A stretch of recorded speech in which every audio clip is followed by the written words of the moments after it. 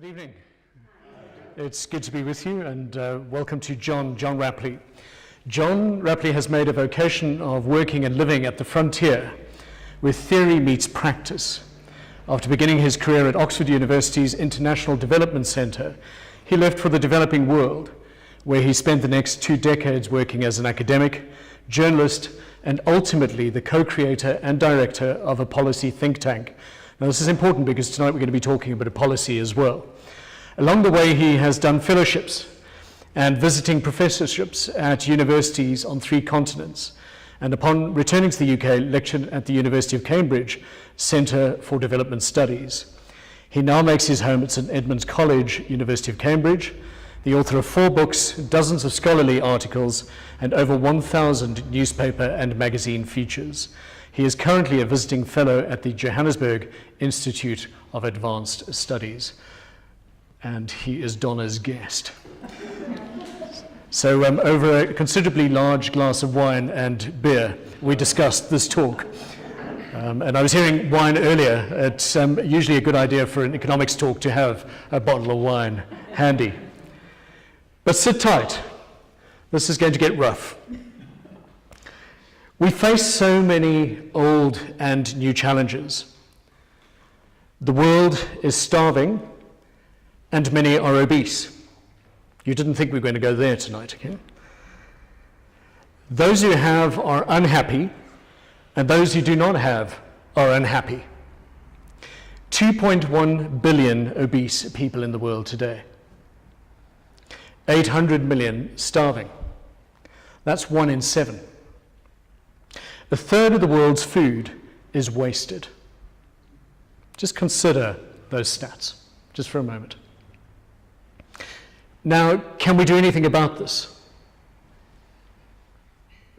We face an incredibly interesting time in South African history, and indeed in global history. Economics, to my mind, whilst it has scientific and perhaps a binary basis for decision-making, remains inherently shaky in its conclusions and commentary. And John, I don't know if you'll agree, but I don't think economists actually have the answers.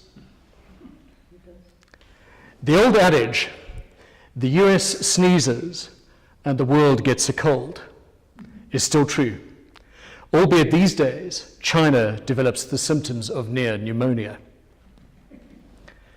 Politicians are not, to my mind, engineering policy framework and development goals to suit the globe and its needs, or even those of future citizens. Economic policy is being engineered on the basis of historical patterns, but yet it would seem we're flying blind. Now, John's going to have an opportunity to counteract that a little later. Perhaps old principles should apply. Who remembers the gold standard? Okay, the gold standard. Right, you didn't print money that you couldn't actually substantiate with gold. Okay, what's happened? We print money like it's going out of fashion. It's worked for the US, but it hasn't worked so well for Zimbabwe. Global macro policy, in effect, in utopian speak, should be for the greater good of the planet and future citizens. However, the rise of nationalism and far-right economic speak is in direct juxtaposition of economic leftist thinking, and this has now become the norm. See, watch what's happening in the world. Far right, far left, very little in the middle. Watch what's happening in Europe. I want to make a point tonight that says perhaps we should be listening, particularly in South Africa, to the far right. There are some important debates that are being landed at our feet. Land, as one example, is an important debate. Dignity, ownership of land. I then start to explore the deficits I see. We have a deficit of leadership. I would argue that we've seen the demise of the statesmen and women, and they're being replaced with populist propaganda and self-interest. I warned you it was going to get rough. It's going to get a lot rougher before it gets better.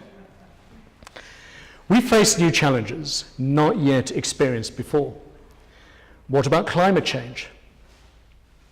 Climate change and its associated impact. Whether you're a denialist or not, the weather patterns of the globe have changed. This is threatening food security. If you looked at last month's Time magazine, have you seen what's happening in Australia? It's pretty dire. Okay? The climate of the world is changing. What about the impact on the poorest of the poor? The poor are getting poorer, and the rich are sent empty away, for those who know the Anglican prayer book in the Evensong. To quote the Anglican prayer book, we live in an age where the imperfect selfie on Facebook or Instagram causes young and old alike to feel insecure and at odds with the world. I'm just sketching some pictures for you here of our current world. We've put some words on the board as well, which I'll come to. Some of the challenges we face are unprecedented. Yet it appears nobody is taking the lead. In leadership or in economic definition, a new economy definition. Britain is Brexiting, Trump is trumpeting, and Europe is becoming isolationist. What's happening in North Korea? What's happening in China? Closer to home, South Africa. We face $1.5 trillion in state capture losses, and yet we are the most unequal society in the world. Have you heard of the Gini coefficient? Okay. The Gini coefficient is made up of a number of factors, but it's effectively the ratio of the average income of the richest to the poorest, and there are various measures that get brought into this. A Gini index of 0 expresses perfect equality, while index of 100% expresses maximal inequality. Take a guess. What do you think the Gini coefficient of South Africa is? Closer? 63%. Okay. It is officially the highest Gini coefficient. Let me tell you who we rank with. Our brothers and sisters. Haiti at 60%. Haiti's more equal than we are. Okay? World Bank Gini coefficient places India at 31.9%. Okay, and you'll often hear people discuss about the incredible poverty levels in India, but actually, friends, on our doorstep, we are the most unequal society. And this was a ranking of 178 countries. So given the setting, what do we do about this? Where to from here? Let's think what's working for us here. We're agriculturally rich. We're mineral rich.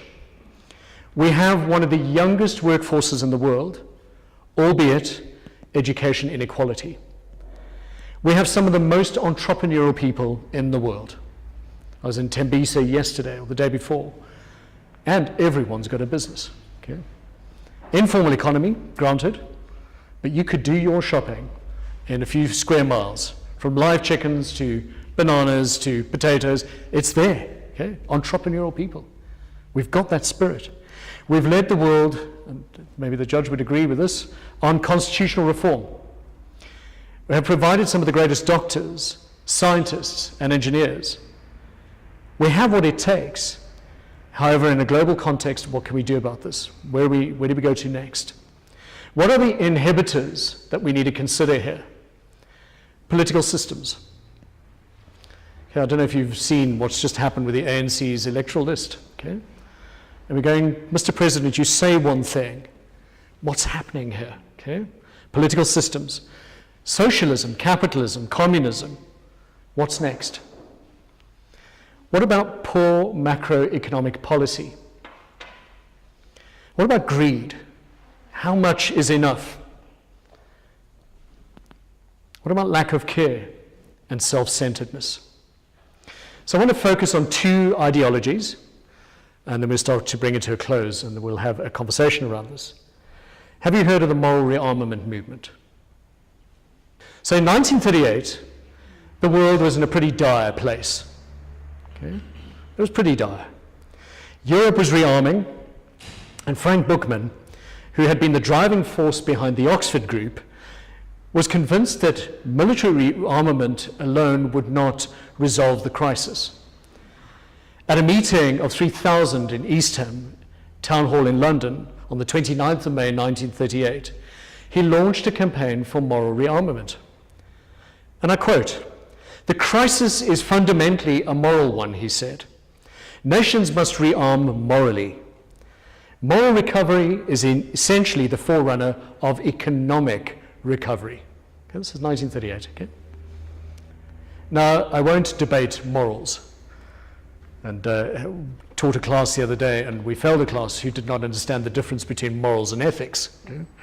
Okay? We're having to teach what that means. Morality means different things, but what he was essentially aiming at, I'll get to. The phrase caught the mood of the time, and many public figures in Britain spoke and wrote in support of British tennis star. For example, H.W. Austin edited the book, Moral Rearmament, The Battle for Peace, which sold then over 500,000 copies. There was a similar response in the United States. The mayor of New York declared the 7th to the 14th of May to be MRA week, and 14,000 people came to Madison Square Gardens on the 14th of May for the public launch. 3 weeks later at Constitutional Hill in DC, that was the site of another launch to which 250 British members of Parliament sent a message of support. I think that's probably the most united the British members of Parliament have ever been. And on the 19th of July 1939, 30,000 people attended the launch of Moral Rearmament in the Hollywood Bowl, Los Angeles. MRA began to spread across the world. In the 1950s and 60s, MRA's work expanded across the globe. Bookman was a pioneer in multi-faith initiatives. He was the one who famously said, "There is enough for everyone's need and not enough for everyone's greed." And I want to come back to that as an anchor thought. MRA is the good road of an ideology inspired by God, upon which all can unite. Catholic, Jew, Protestant, Hindu, Muslim, Buddhist, and Confucianist. All can find change is helpful when they begin to focus on these core principles. These ideas that he espoused led to many African and Asian countries who were moving towards independence from colonial rule to find their way. He had responses from King Mohammed V of Morocco saying to him, "I thank you for all you've done for Morocco in the course of these testing years." Archbishop Makarios, President and Vice President of Cyprus, Dr. Kuchuk, jointly sent the flag of independent Cyprus to Frank Bookman in recognition of MRA's help.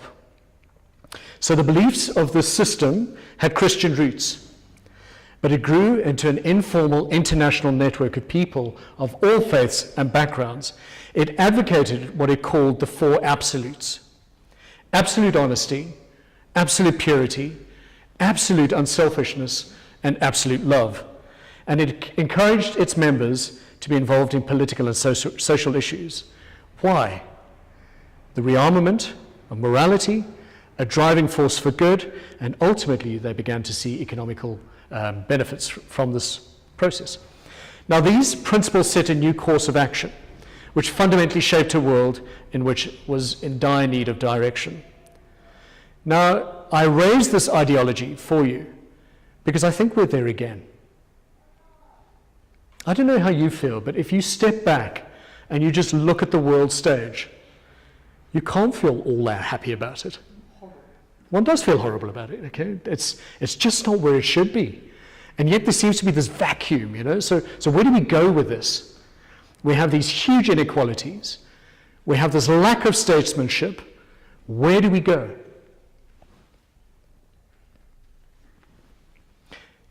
The second ideology I want to share with you, and this is around new economy thinking.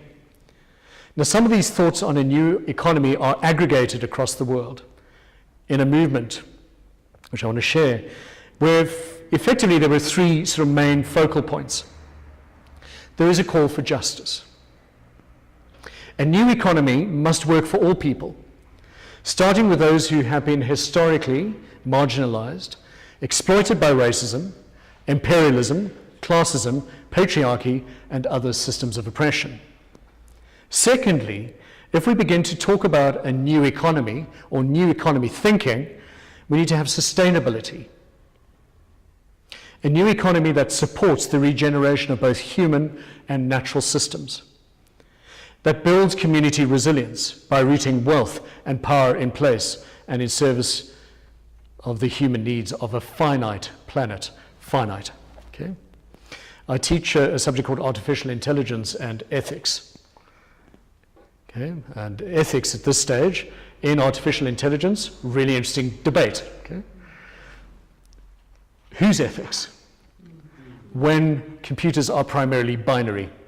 In fact, they're not primarily binary, they just are binary. It's either yes or it's no. In a world of AI and robotics, artificial intelligence and robotics, sustainability now becomes a whole new topic in its own right. Okay, so the jobs we do will be automated in many respects. So where to from here? This movement tries to address this. Democracy. There is a call for true democratic principles. A new economy that incorporates democratic principles into the management of economic and civic life. And I quote, "We believe that centuries of economic extraction have undermined aspirations for a democratic society. Concentration of power in the hands of a privileged few is incompatible with the long-term health of our communities and our ecosystems. Structural racism and inequality, coupled with unsustainable consumption and addiction to fossil fuels, allows this system to persist, while spelling out a future with less opportunity, more vulnerability for the vast majority of people." And friends, that's where we are. That's where we're heading. So where do we go? We can choose to accept this fate, or we can demand something different. Now, all around us, innovators are building cooperative, ethical, and community-rooted enterprises, reclaiming the commons and democratizing and reorienting finance. We're finding new ways to share skills and goods and measure success to meet the growing human needs on a finite planet. At the same time, there are growing mobilizations in the streets, and they are building the power to resist and replace unjust systems. Pause for a moment. I actually wrote that. Pause for a moment. Where are we globally? What's happening in France? Okay. What's happening the Arab Spring? What's happening in the US? What's happening in the UK? Friends, we're all becoming very dissatisfied with these ancient systems of ours. And we're calling for something different. We're calling for new economic change and new economic direction. I was challenged as I walked in. May I draw attention to that? Not recession, it's the new normal. Do you want to debate that? We're not in recession anymore. Okay, the economy is contracting. We're not growing at the inflationary rates, human inflationary rates that we should be, etc., etc. A basket of goods that's determined by Stats SA, etc., etc. Actually, this is the new norm. Okay, so what we really should be debating is, so where to from here in the new norm? Okay, all right. But there is dissatisfaction. There's agitation for change. Africa is agitating for change. We're sitting with the youngest workforce in the world. Europe has the highest aging workforce in the world. Okay, so where do we go?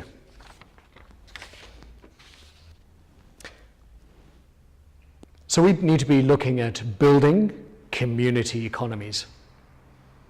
That's where I think we're heading, and this is what I want to debate with John. We've listened to two core ideologies, and we ask ourselves, where do we go? Now, how about a Christian's perspective? Give us this day our daily bread. It's a direct ask of God. Why? So that we may be fed, and if we start thinking community economies, so that others may be fed. Frank Bookman, not enough for everyone's need. There's enough for everyone's need, not enough for everyone's greed. Forgive us our trespasses, as we forgive those that trespass against us. Let us use the earth wisely. Forgive us, Father, for the abuse of this earth. What about Ecclesiastes 11.1? And you're not going to get a sermon. I'm just going there just briefly. Cast your bread upon the waters, and after many days it will return to you. Friends, I put it to you that I don't see any other answer here, apart from us actually moving to a sharing economy. And therefore, it begins to ask some deep fundamental questions of ourselves. What is it that we fear? Can we fear retirement?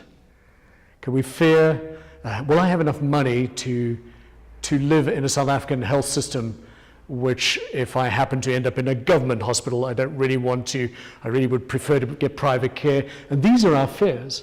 These fears play into a subnorm psychology here, where we say, well, I've got to be rigid and protect what I have. And so it doesn't play into a sharing economy type of thinking. But I must be honest with you, I don't know that we have any options here, apart from we need to find ways to share with everyone and create an economy that is a sharing economy. I don't know what we call our economy these days. It's not capitalist. It's not socialist.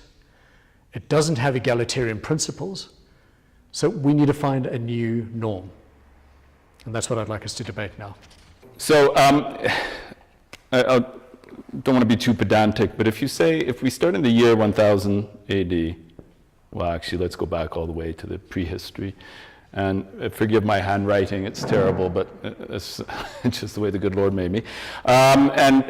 This would be the x-axis by year, and on the y-axis, if we say GDP per capita, which essentially income, individual income. And if you look at the history of the planet, essentially you go right from prehistory up until about the year 1000, where it's stagnant, nothing is happening. It's an agricultural society. There's no sense of growth. It simply doesn't exist. Anything that exists in the way of growth is short-term, it's temporary, it's entirely environmental. It's caused by good rains, or if there's contraction in the economy, it's caused by drought. So humans live entirely at the mercy of nature. And with that, their whole worldview is very much that they are not sovereign. Now, around 1000 AD, you get the very beginning of transformation in the European economy, which is a bit of a mystery exactly why. It seems to have to do with the period of after several centuries of instability following the fall of the Roman Empire. You get a stabilization, plus, interestingly, the invention of the plow, the deep plow, which makes it possible to open the lands of Northern Europe. And so you get slow growth, and then around 1700, you then start to see this rapid acceleration, and then in the 20th century, it just goes parabolic. And so this very brief period in our history, okay, which is all we've known, but you have to put it in the context. And in the context of human history, it's a blip, this period in which we have lived a very rapid growth. Now, interestingly, the very first universities are created at the time of this agricultural revolution. The first universities in Europe, there's 3 created in the 11th century, which are the Sorbonne, Bologna, Bologna being the first of them, the Sorbonne and Oxford. And between then and 1492, which is when, of course, Columbus stumbles upon the Americas, about 4 dozen universities are created. Between 1492 and 1700, that number triples. And after 1700, again, that number goes into the tens of thousands. So there's a transformation. And the other thing, of course, that's happening is that humans are no longer seeing themselves as living at the mercy of nature. The whole relationship transforms.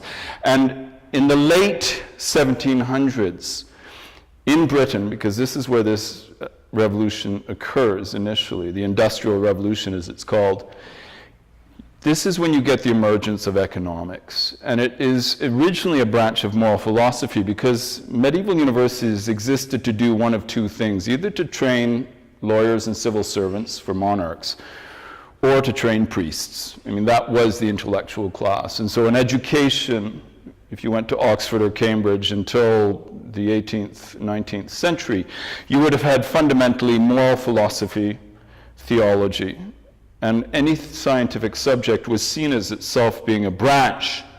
I mean, Newton didn't separate his physics from his mysticism.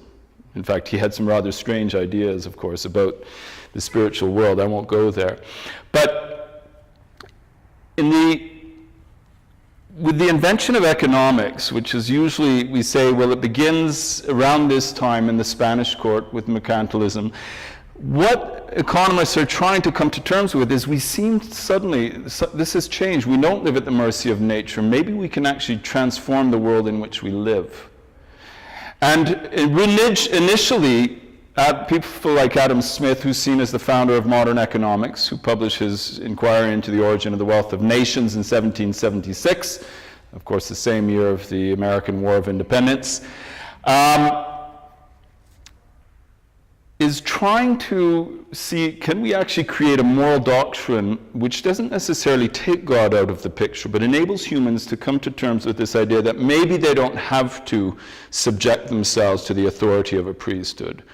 Maybe they can actually look at the ways in which the morality can be derived from nature itself. But the important thing in the birth of economics, well into the modern period, that most economists would not have seen these as being distinct roles, rather like Newton didn't separate his mysticism from his science. They saw them as being complementary. I mean, the great Alfred Marshall, who's the founder of what we would call modern economics, Cambridge scholar, late 19th century, began as a seminarian, and this was not an unusual path. But in the late 19th century, you get this movement in the emergence of what we now call the social sciences. At that time, as I say, these were not separable subjects. You were still doing an education in Oxford or Cambridge or Harvard for that matter. You were expected to be literate in Latin, in Greek, and in theology, as well as your given subject. These were seen as being overlapping. But at this time, there's this push to actually turn social science into a natural science, modeled very often on physics, and to completely separate any kind of moral conception. The argument being, well, we will actually, we will create a separate, we will teach theology, you can become a priest, but if you're going to become an economist, you must become an expert on the economy, and you are studying entirely the natural world. Now, I won't go into there's a whole history about that. It was something called the Conflict Thesis, the idea that, that the Enlightenment and religion were actually at loggerheads. But I won't go into that, but the important thing to note here is what accounts for this break that leads to this sudden takeoff, because this is very relevant in South Africa. This sudden takeoff in this period, and we can't get away from it as much as economics has tried to do, is the backdrop is empire. There's massive surpluses being released. Adam Smith's salary is paid in no small measure from the banking surpluses that are being accumulated in the West Indies on the back of unpaid labor in the slave economy, which was what provided much of the market for the expansion initially of Britain and incidentally also the United States. All the talk about the South being overwhelmed by the superior capitalist system, the historiography today is pretty clear. The north of the American economy, the industrial economy, grew on the basis of its sales to the plantation economies in the South. So the surpluses being released by this exploitation made possible the very sciences that took out of the picture the kind of moral content. One of the narratives which remains very powerful to this day, people like Steven Pinker, for example, put across this view, well, it's because of the Enlightenment that we did away with slavery. In fact, there's no evidence. There's no compelling evidence. All the evidence today is that the abolition of slavery in the United States was due primarily to the activity of abolitionists who generally were religious missionaries. That in fact enlightened philosophers very often were quite reconciled to these rather horrific practices on the grounds that these were scientifically superior practices.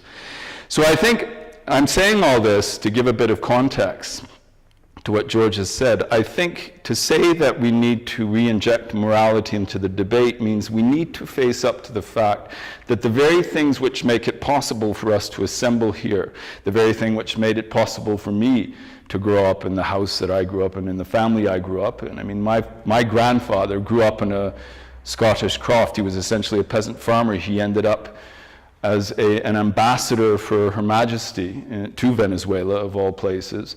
Entirely because of a scholarship that was funded by Andrew Carnegie. Andrew Carnegie himself made his fortune in the economy of Philadelphia, basically banking the surpluses of the West Indian economy. So in a sense, we're all in this together. So to say that we need to tackle inequality is not to say we're doing it because of a moral superiority, it's because of a moral duty. You know, we are what we are because of this backdrop, but it's time that we actually say, and this is a fertile time in economics, because economics has been in crisis since the financial crisis, because it made a lot of predictions and assumptions that simply have not held true. And even though economists are trying to defend their models, they're also recognizing that they have to go back to the drawing board. So it's a very fertile time. So anyway, I don't know if that added context, but I thought you might find that useful. The question was, if we had a Gini coefficient for this time, what would it have been? And well, okay, the first answer to that is we can't say with certainty, because to construct a Gini coefficient requires a level of data. All we can do is, but we can do now, historians do fairly good work, archaeologists do fairly good work estimating income from physical remains, you know, the essential distribution of households. What we suspect is that the Gini coefficient historically is actually fairly egalitarian. I mean, you do have a nobility, but the nobility, it's often said, for example, the medieval nobility lived in conditions that were inferior to the present-day middle class. And although they did have a tremendous amount of power over the lives of other people, they weren't substantially wealthier simply because there wasn't that much taxable surplus. Now, you have periods of time where you had these fabulous empires built upon trade, where you have a high degree of concentration in the hands of the royal court. Now, that would be very wealthy, but the nobility itself was actually fairly limited in its means. But the other thing I was saying to this to George the other night, the Gini coefficient in France, and we have some fairly good data which makes it possible to reconstruct the Gini coefficient in France on the eve of the revolution, was about where it is today in South Africa. So, you know, just a warning that it's something, George is right, it's not something to be complacent about. And one can moralize and say, well, people shouldn't envy the wealthy, but it's simply a fact of human existence. And I wrote a whole book about that, so I won't digress into it, but it is a simple fact of human existence that when inequality becomes acute, the system becomes quite unstable. And interestingly, you can go back, well, you know, in Confucius and, you know, you can go back into Islamic scholars of the Middle Ages, they all wrestle with this same issue and they all reach the same conclusion, that the system has to be seen to working for everyone. Even the most autocratic system will collapse if it doesn't tackle this issue. So two core questions there. Okay, how do you bring in the voice of the voiceless? Okay, so into this debate, and then public-private partnerships. Is that the way to go? Fair so ease. Yeah. Yeah. So I'll give you my view. How do you consult that voice? You ask. You know, you consult it. You generally go out and you actively seek the voice of the voiceless. And I think that's what we've missed. I think that's what politicians are missing. Now, Julius Malema, I like that guy. I really, really like him. Because we don't like what he says, but he is the voice of the voiceless. He may not be the greatest representation in terms of his own lifestyle, but he is the voice of the voiceless. And his party's done that. They've actually gone, they've asked, they've spoken. They've consulted on the ground. So that's one mechanism. Public-private partnerships, personal view, absolutely that's the route to go. So and we're experimenting with this in St. John, and that's a subject for another night, but we're doing exactly that. We're building a public-private partnership and an NHI model That is effectively what government is saying it's going to do, but we're actually going to try and prove it.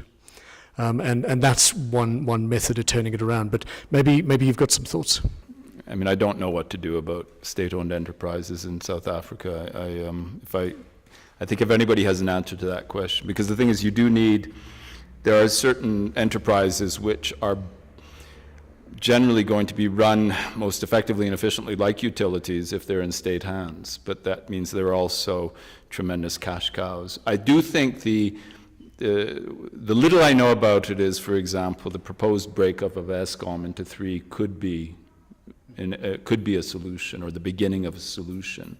Because if you have just one functioning enterprise of the three, ultimately it's going to make life difficult for the other two malfunctioning enterprises. So, and you increase the odds of being able to get one, if not three well-functioning ones. Maybe just a thought on trade unions. That was the other part of your question. I think we're seeing the demise of the trade unions. I really do. I think because they're not speaking on behalf of the voiceless. And I think their political alliance, whilst historically would have been helpful, is now hurting them. Personal view.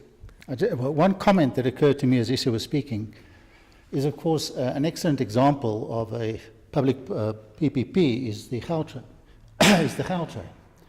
And its economy has worked out thus far. It's cost the government far more than they had anticipated, but it's quite functional in a South African context. But my question is whether you guys are talking Bregman language here, and how he was responded to at Davos. The guy who says the way to deal with the poor is to give them money. So Grameen Bank, are you familiar with Grameen Bank? Lends only to women and only to the poorest of the poor. And they would agree with that. They built a I'm not sure if Grameen Bank, my apologies. Because women are more trustworthy, and I'm saying that because the majority of the women are here tonight, and a clever move, will actually start businesses, do actually know how to apply the money to feed a whole village, as the expression goes. And so there's some merit in that.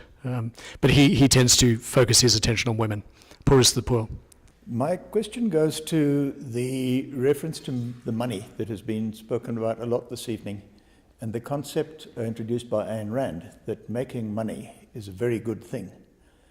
And how does one take that sort of Ayn Randian distilled view of capitalism, where making money is a good thing because it's got to flow down to everybody, and particularly the politicians, government, and the others, what she calls the looters and the moochers.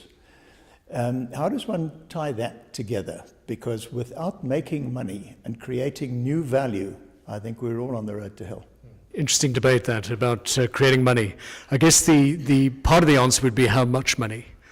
And what is acceptable, and maybe I'm sort of treading on moral ground here again, but how much is ethically right to make, concentrated in the hands of a few. And I think that's part of the problem, is that you haven't got the majority making money, you've got a few making money, and that's not making it to the majority. Just a personal view. Yeah, I mean, I have to be honest, I'm not a fan of Ayn Rand at all, and I personally, I think she's rather shallow. She wrote this book called The Virtue of Selfishness, which you may have read, in which she puts across this philosophy. And this is something, it's not an original, this is why I say I consider her shallow. It's not original. This is a doctrine which strongly informed Adam Smith's thinking, called the Doctrine of Unintended Consequences. And the basic principle of the Doctrine of Unintended Consequences is that private virtue leads to public vice, public virtue leads to private vice. Now, this was Bernard Mandeville who developed this idea in the Fable of the Bees.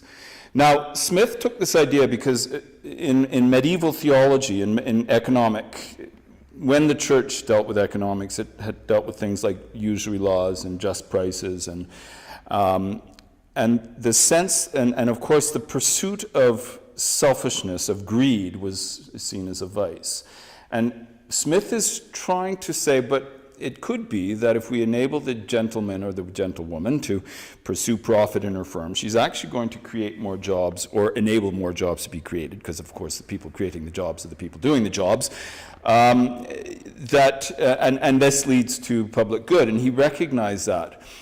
And I think Smith wrote a big volume called The Theory of Moral Sentiments, and if you're interested in that, I would recommend you read that, because I think you'd find it very interesting, because it's very important, in Smith's thinking, and partly because of the impact of Ayn Rand and her acolytes like Alan Greenspan, who was one of the people in his New York study group who became the governor of the Federal Reserve Board, chairman of the Federal Reserve Board of the United States, put across this view, sort of famously embodied in that scene from Wall Street, the film, where Michael Douglas says, playing Gordon Gekko, greed is good. Everything good in the world comes because somebody was motivated by greed. But that's a complete caricature of Smith's thinking, because Smith is saying the pursuit of this self-interest is embedded in a whole moral realm. If you take that out of the picture, then you have the 2008 financial crash, which people say, I'm not responsible for what happened because I'm just doing my job, and my job is to maximize shareholder value for my clients. And if I crash the economy, that's somebody else's. Somebody else's wasn't doing their job.